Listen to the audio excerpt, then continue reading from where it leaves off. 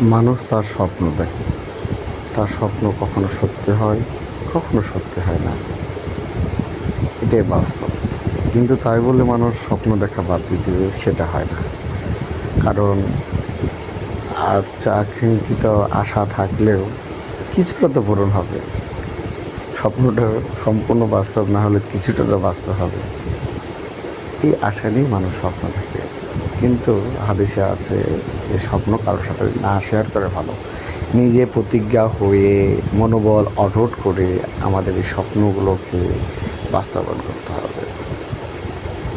স্বপ্ন এমন না যে ভেঙে গেলেই সব কিছু জীবনের শেষ। মানুষ কিন্তু অনেক কিছু না চেতে অনেক কিছু পায়, যেটা চাইছে সেটা পায়নি, তারপর তো বেটারও পাইতে পারে।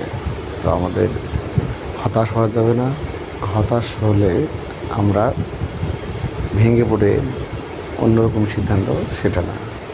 সর্বশেষ বলতে পারি, আল্লাহ যা করে মঙ্গলের জন্য করে। এই মঙ্গলটাই মনে করতে হবে সাময়িক, কারণ পরকালের জীবনই আসল জীবন, দুনিয়ার জীবন নয়। দুনিয়াতে কাজ